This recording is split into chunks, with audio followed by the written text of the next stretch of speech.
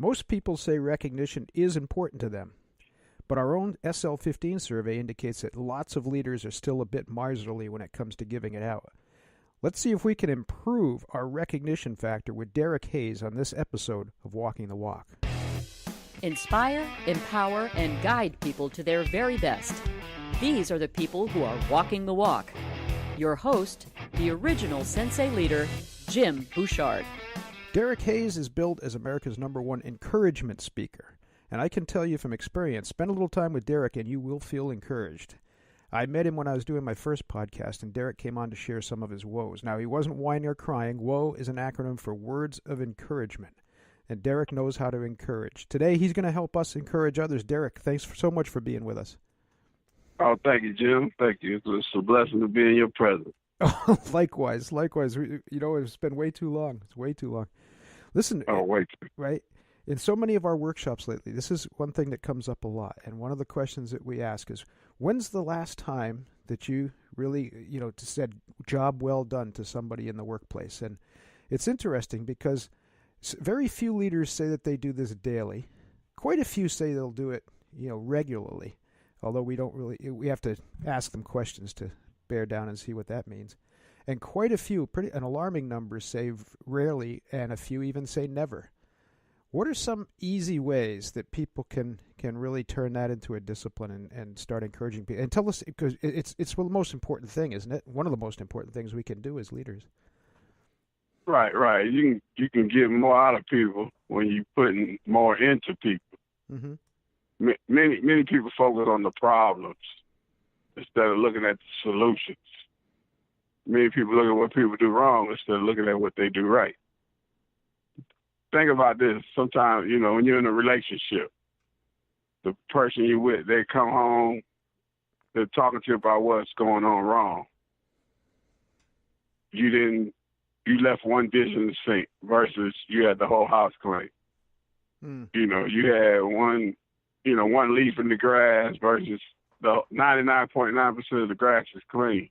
Right. So it's like the theory, now you can have 24 hours in a day, and one moment can mess up the whole day. One moment that lasts 15 seconds can take 23 hours or 45 minutes and, so many seconds out of it. We take the little and it covers up we take the bad moment and it covers up all the good that we've done. That's true, isn't it? Why are we so obsessed with that? I mean, because I'm guilty of it too. I hear you. As you were talking, I could think of days when I allowed that to happen. But I listen to the greatest teacher is the self sometimes, Mm-hmm. And how do you really want to be treated? And you have to really treat others like that. You have to do your best. No day is perfect. No person is perfect. But the more you can encourage others, the more others will be there to encourage you. The more you lift them up, the more you talk to them. Everybody knows what they do wrong. I asked myself a question. No, a question was asked to me, and it was like, "Can I help you?" Mm-hmm. You know what I mean? They weren't forcing anything on me. They was like, "Can I help you?" Mm. And so now I don't give advice to people. I say, "Are you open for a suggestion versus me telling you what you should do?" Yeah, right. Mm-hmm. And then when they're open, they're more willing to hear what you had to say. Yeah, I get caught with that sometimes, and I actually ask this. I've made it a habit to ask this question before someone, wants if they want to hear my opinion. I said, "Do you want me to be nice or you want me to be honest?" So. But yeah, you try to find the good. Right. And like my father, when he turned 80, he was like he wanted his flowers. Mm-hmm. He wanted his own party because he wasn't. Nobody's promised tomorrow. Mm. So we just try to celebrate the greatness. You're gonna have negativity. You're gonna have problems. But if you look for the positive, even when you have a negative situation, more times than not, you'll be able to find a way out or find a better way, or even walk away from that opportunity that's not right for you because you've seen the good. You've seen things develop. You've seen obstacles be overcame. You work through adversity. Because you're looking for a better way. You're not just thinking, this way stinks, or I can't make nothing of the situation. So how do you grow if you don't never try? No, and you hit something important there. We do survive most of the time. I mean, that's the thing. I remember I had a master one time that said that. He said, there's always challenges and adversities, and he said, because it was kind of weird, is that we tend to cling to those things, like you said when we first started, right? And he said, don't worry about the obstacles or the challenges. He said they're going to be there. You're not going to lose them, right? So focus on what you can do, right? It's just renew one. Yeah. That's kind of interesting. You have some really cool techniques for recognizing people, and lately.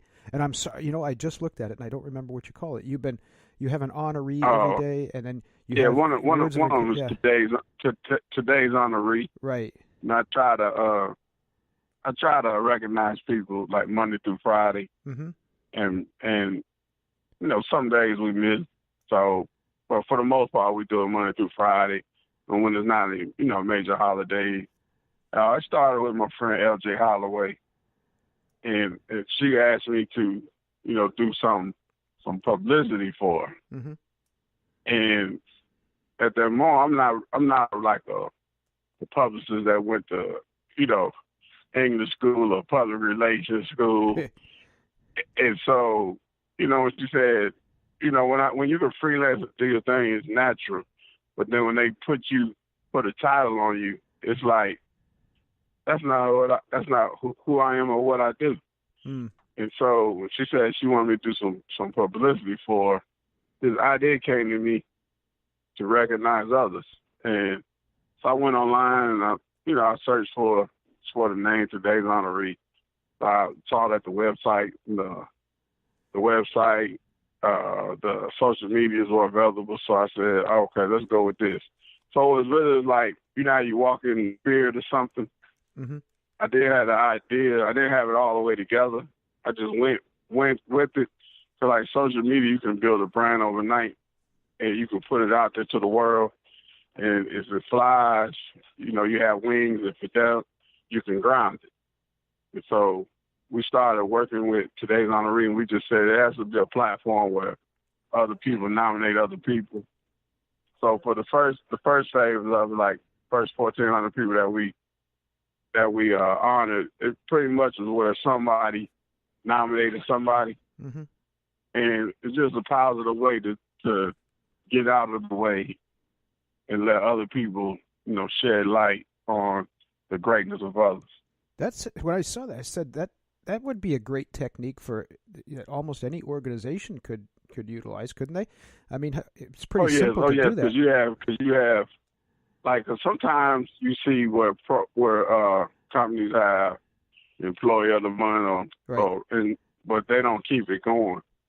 And so that's one reason that the programs don't, they don't keep it going. No one takes the bull by the horn just to acknowledge somebody. I'm so glad. If you do it. No, I was just going to say, I'm so glad you brought that up, because that's one of the problems that comes up in workshops, and that's why our heavy emphasis on disciplines.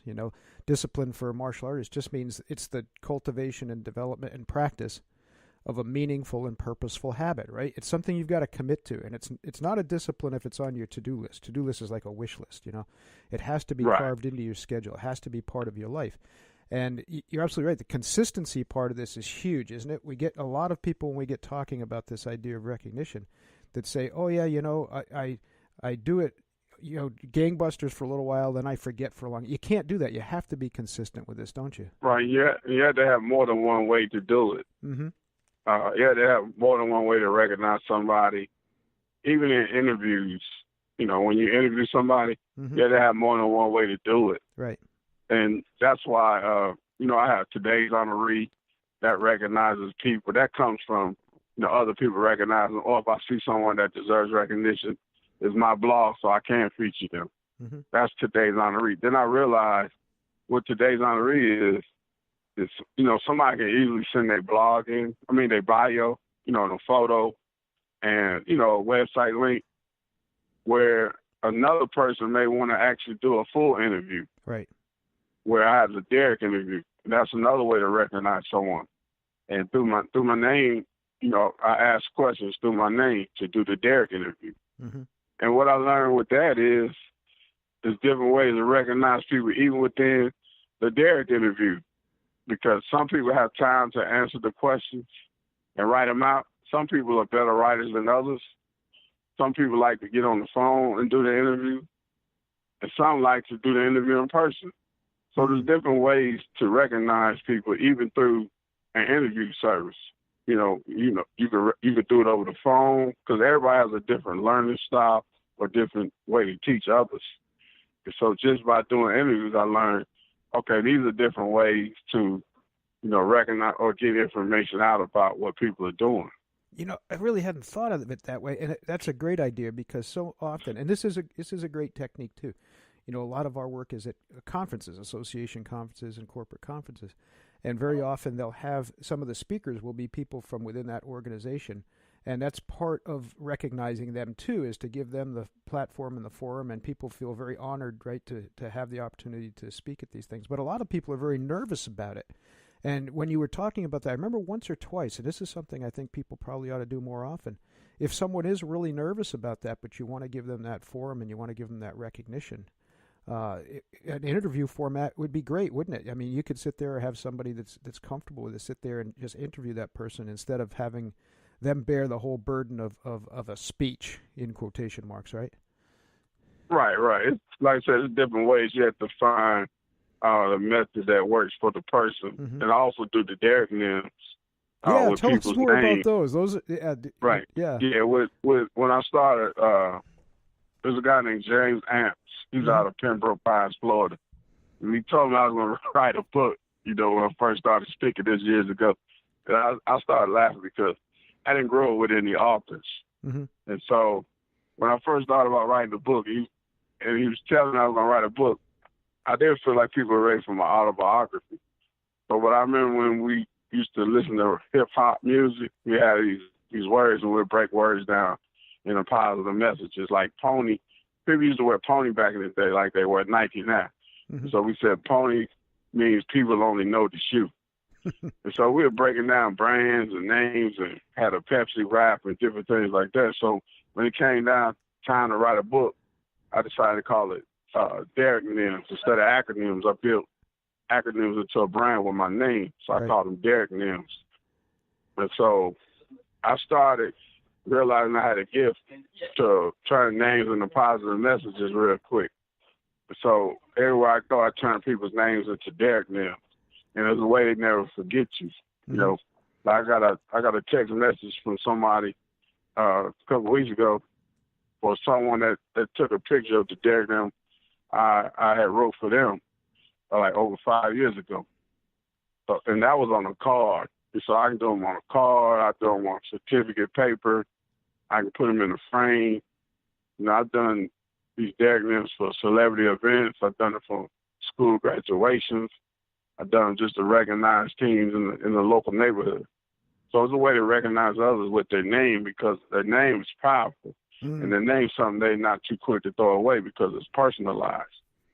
So you can take a subject that's broad of scale for the whole audience, but then personalize it so that the people in the audience get something out of the event, even if the message doesn't all relate to them. But recognizing them makes them want to hear the message as well.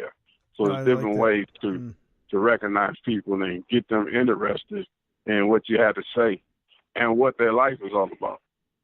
No, and I think there's a lot of ways that people can do. They might not have as much talent as you do in the area of wordplay, but they can find other fun ways, right? Fun, because the recognition doesn't always have to be serious. But I have to say this, Alex has been upset with me since the first, because you did your Derrick names for me, but you didn't do one for Alex, so maybe I have to put you on the spot. I thought I did one for her. I didn't do one for her. I don't know. Maybe I have to go back and listen to the show. Maybe she didn't listen to the show. Yeah, I thought I got a woman email or something. Because that's a tough one. ALEX. Maybe you didn't, because what word did you come up with X? That's a tough one. I don't know. You think about it. We won't put you on the spot right this second. But you say ALEX? Yeah. Okay, always learning, because everyone's X-ray. There you go. That was fast, man. I can't. No, I just had to get the letters lined up, man. We're having fun. Yeah. And Derrick Hayes and Jim B, my main man. I've had too many concussions. I can't think that quick. Oh man. Hey, we having fun. There you go.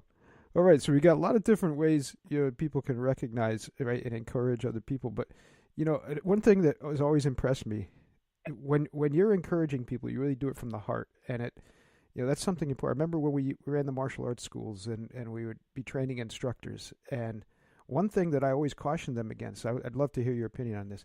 I said, praise is important. Encouragement is important, but make sure that the praise is meaningful, that it's not hollow. For example, for adult students in particular, it was funny because you think about coming to your first martial arts class as an adult. And first thing we're doing is we're putting you in a pair of crazy-looking pajamas. There's mirrors all over the place. And then we're asking you to do some physical exercises that you might not have done in years or might not be familiar with. So you're looking stupid, you're dressed stupid. And then the instructor comes along and you're not doing it right, and the instructor says, "Good job." I mean, how much credibility does that have? So we always talked about, you have to praise specifically. I could go over and say, if I say good job, the person thinks I'm just, blowing smoke at them. But if I say something, if I look, right, if I pay attention, I say, hey, you know what? Looks like your stance is a little bit deeper than it was last week. That's something to build on. So my thought is that the praise needs to be from the heart, and it needs to be something real. Am I on course, or? Yeah, you're of course. It's like me going to every once in a while I go to yoga, and God bless you. Getting in them stances and getting in those seats, but I like how he does it.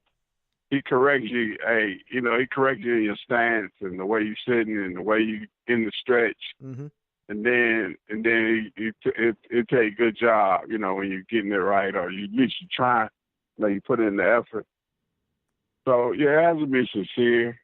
But the number one thing I feel is you have to have a rapport with someone. Mm-hmm. Because when you have a rapport with them, you can give them the positive and the negative because they know you are sincere. Right. A lot of people don't take time to build relationships or rapport, and so it's hard to get a message to someone when they don't know you care. They don't know you, And it don't take forever to build that rapport. It can happen instantly, or it can happen over time, a week. It can happen within a day. It can happen in a month.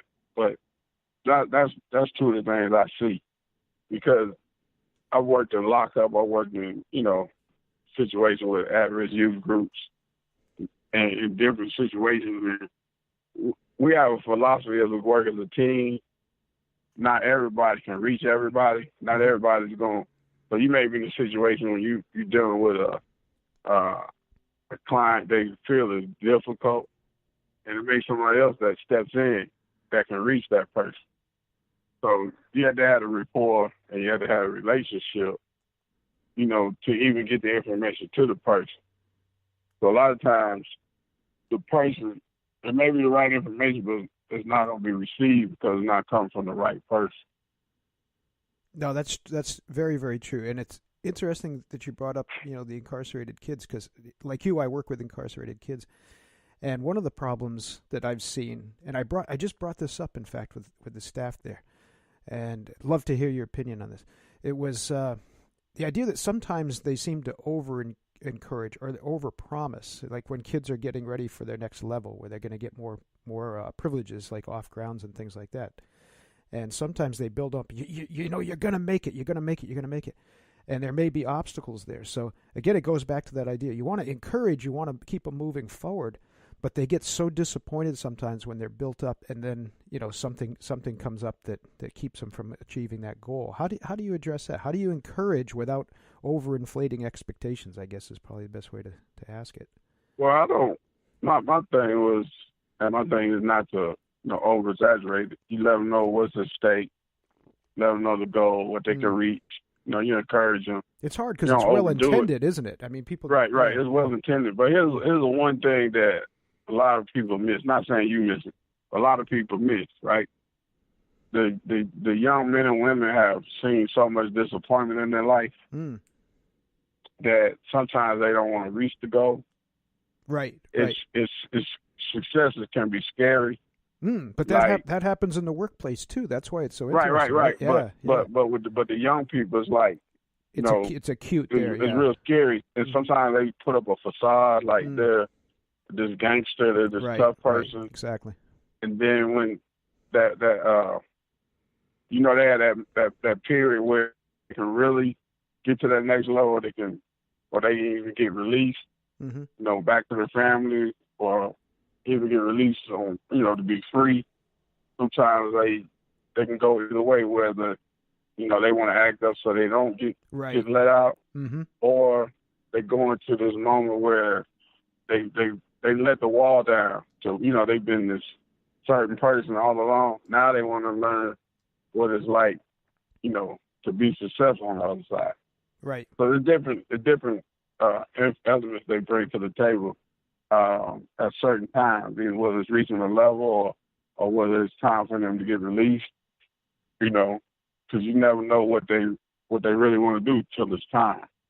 Oh, I'm so glad you're bringing that up, because again, it's so interesting. We see that with the kids that are incarcerated, but again, I hear those stories in the workplace all the time too, where people. I've worked with people who were ready for a promotion. They were doing pretty much everything. Then they did something to mess it up, right? And there's been a few times I've had to say, "You sabotaged that," but it is because sometimes we're pulling back to that level of comfort, isn't it? So that what we know is sometimes better than what we don't, even though it's a big step. Right. We call that the fake ear, the fear, the F ear, the fake ear. And now listen to the real ear, where they, people listen to different things, and they let fear seek in. That's called the fake ear. Or somebody just throwing information at you, or it's information that you are allowing into your life. It's not real. Right. But you allow this fake information or these fake ideas to hold you back from accomplishing things. Like I tell people, why did the chicken cross the road? People always say to get to the other side. I say no, but specifically, he was tired of being a chicken. Oh man, yeah, I suppose that's true, isn't it? Yeah, he was tired, man. Sometimes you gotta get tired and get inspired. Yeah, that's interesting. You remind me of something.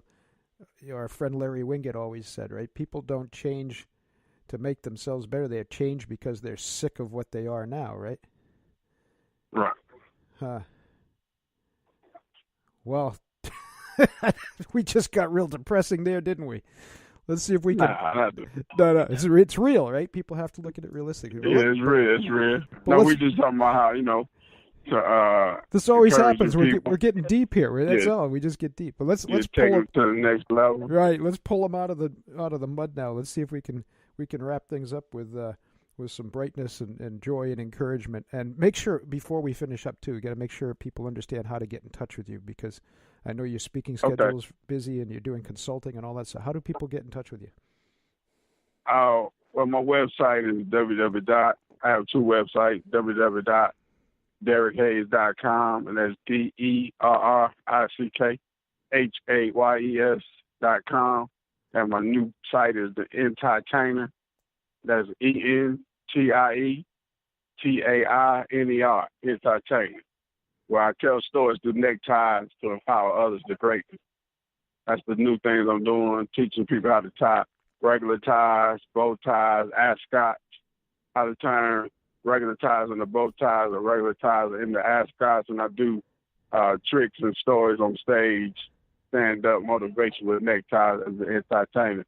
And you can email me info@derrickhayes.com. Those are the best ways to reach out to me. I got to check out the tie thing, because I've never learned how to tie a bow tie. Oh yeah, man. It's something I never thought I'd be doing, but I saw the interest, and I started wearing a tie to support my friend, and then I ran out of bow ties. So and one day I learned how to turn a regular tie to a bow tie. So it was always something that I could teach somebody. Every time I started learning something, it's something I could teach somebody. So then I learned how to tie a real bow tie, and then I learned how to tie ascot. Then I learned how to do different styles with ties, and now I make my own ties, my own bow ties without sewing. Huh. And yeah, matter of fact, if you send me your neck size and a mailing address, I'll make an original for you. All right, I'll do that. Absolutely. Well, listen, as we wrap things up, that's a good segue actually, because and that's another way I encourage people. You know, like I went to the store one day and I saw these teams. They had these sheets of material, and I saw these teams. But when I first went in the store, I was just looking for myself. I was like, man, I'm gonna get some stuff for me, make me some ties. Right. But then I saw these teams, and then I just started calling friends on the spot, like, you know, with the teams that were in the store, you know, I was finding matches and, you know, making ties and stuff. So I sent out about 9, you know, original ties, you know, for their favorite teams. And so it's just something positive to do to recognize people and, you know, do something positive for them, because you never know what people are going through. You know, you can't assume anything, whether they're up or down. You just got to, you know, make sure you find ways to lift them up. Well, that's it. And the thing is that, you know, one of the things I always think about when I think of you is you should have a subscription that people can, you know, organizations can just dial in and get of course, you offer a lot of services, you know, free, the words of encouragement, your podcast, all that too. But it's important that, you can't do this by proxy. Everything helps, right? But you have to do this yourself. If you want to really inspire people, you have to be the one encouraging them. And as you said, that has to be a rapport. There has to be a trust. There has to be a relationship there. And so what final advice would you have for someone who's maybe a little bit uncomfortable with that? How do they break through that barrier and start to enjoy encouraging others, I think is a good way to look at it. Take a deep breath and say hello, because even when we speak or do different things, you know, we have fears, you know, but we take a deep breath and you find something that works for you, you know, whether it's hello, everybody's different. Hey, how you doing? You know, just sometimes you can write a script out, something positive. And finding finding your way to teach or finding your way to learn. It may be encouraging each other in person. It may just be doing a video. Because, you know, some people do the videos. Some people write. Some people, you know, interview people. So you got to find what they call your lane. You got to find your avenue to distribute information, you know, whether it be one-on-one, whether it be, you know, giving speeches on your own, you know, whether it be just encouraging somebody with a poem or, you know, a song. There's different ways. Everybody has a gift. And you just have to find what yours is, and don't be afraid to fail. You know, just put it out there. You know, because every time I write something, I could fail. I could fall on my face. Every time I make a tie, somebody can laugh at me. You know, every time I do a Derrick there, somebody can look at it, tear it up, throw it away. You know, everything you do, somebody can go against it, but you got to be for it. That's where the courage comes in, right? That's artistic courage. You said something. Go ahead. No, you keep going. Cause, yeah. You know, even with my wife, she might say go left, and I was like, let's go down this street, and we can get back to the other street. You know. I love how you said the hello. But I love how you said the hello thing. How many? And I wrote this down because, you know, we love to teach with questions in Sensei Leader Movement, and you know what came to mind was, what are the first words you say to somebody when you meet them or greet them, right? And you said it can start with just a simple hello. But how many times, right? How many times in a workplace is the first words out of someone's mouth are the furthest thing from hello, right? It's either a really tough question about what's going on in the job, or it's, you know, an order, right? Or a command or something like. What are the first words that you? Oh, you gotta say, but sometimes you gotta make people speak to you. Hello, how you doing? If they don't speak, it's on them. Keep moving. Hey, how you doing?